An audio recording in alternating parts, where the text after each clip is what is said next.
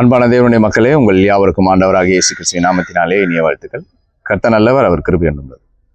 இன்றைக்கு ஒரு வேத வசனத்தை நம்ம தியானிக்கலாம். நம்முடைய பரிசுத்த வேதாகமத்திலிருந்து யோவான் 14 அதிகாரம் 27வது வசனம்.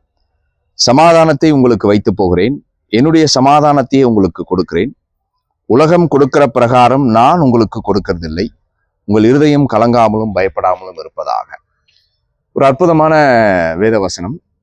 நீங்க நிறைய பேர் என்ன புரிஞ்சுக்கிறாங்க அப்படின்னா, சமாதானம் என்பது இந்த உலகத்தில் அமைதியாகவும் நிம்மதியாகவும் வாழ்வது என்பதை புரிந்து கொள்கிறார்கள். ஆனால் வேத வசனம் நமக்கு என்ன சொல்கிறது என்றால், ஆண்டவராக இயேசு கிறிஸ்து நமக்கு என்ன கற்றுக் கொடுக்கிறார் என்றால், உலகம் தரும் சமாதானம் பொருளின் அடிப்படையிலும் பணத்தின் அடிப்படையிலும் இருக்கும். இந்த சமாதானம் மாறிக்கொண்டே இருக்கும். பொருள் வரும்போது சமாதானமா இருக்கும், பொருள் போகும்போது சமாதானம் குறைஞ்சிடும். இப்படி சூழ்நிலைகளின் அடிப்படையில் மாறிக்கொண்டிருப்பது உலக சமாதானம். ஆனால் தேவன் தரக்கூடிய சமாதானம் எப்பேற்பட்ட வெளிப்புறமான சூழ்நிலைகள் எப்படி இருந்தாலும், கஷ்டமாக இருந்தாலும், துக்கமாக இருந்தாலும், வறுமையாக இருந்தாலும், உள்ளுக்குள் தேவனோடு உறவில் மகிழ்ச்சியாகவும் நிம்மதியாகவும் இருப்பது தேவன் தரும் சமாதானம்.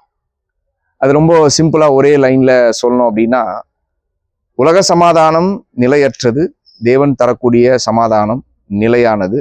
அது நித்திய ஜீவனுக்கு நம்மை கொண்டு போய் சேர்க்கிறது. புயலுக்குள்ளே அமைதியாக வாழ்வது தேவன் தரக்கூடிய சமாதானம், வெளிப்புறமாக வாழ்வது உலக சமாதானம்.